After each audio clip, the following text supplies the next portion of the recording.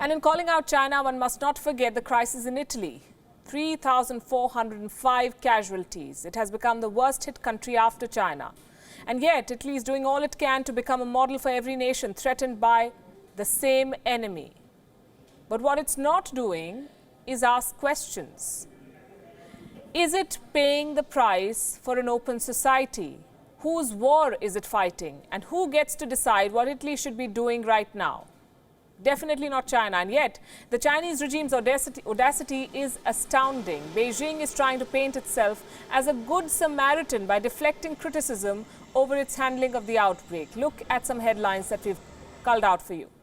The Chinese state media is preaching Italy about epidemic control. That is rich coming from China. Quoting the headline on your screens, Italy learns little from China's epidemic control and pays the price.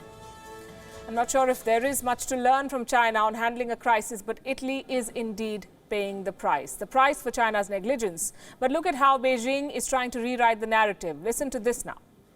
但我很快发现了问题，因为我刚从帕多瓦过来。米兰是我们意大利国内疫情最重的一个城市，但是我发现这里的封锁令或者管控令是非常宽松的一个城市。我看到了它的公交车还在运行，我看到了它的人还在运行，我看到酒店人还在聚会，我看到很多不戴口罩的，我不知道大家在想什么。 Well, these days, China will only tell you how it is providing urgent medical help to Italy and in the process cry foul over the criticism that it's facing. Here's another headline you should look at. Praise of Italy's measures, sharp contrast to criticism of China. This article goes on to claim how this is an example of the Western media's double standards. Well, if you don't like the Western media, allow your neighbors to tell you why the criticism is not unwarranted. But the Chinese Foreign Ministry has blocked us, or we would have told them where they went wrong.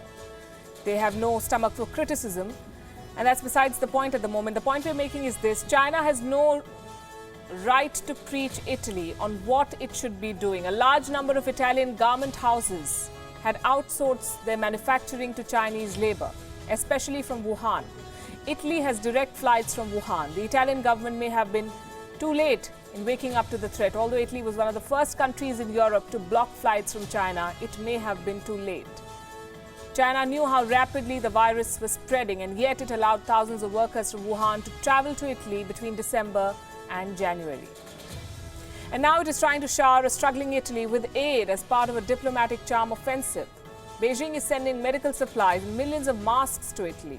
It is offering low-interest loans and teams of medical experts. 2 teams of medical experts are currently in Italy. For China, this may be a noble gesture. That's what they're trying to sell it as. But the world sees it as damage control.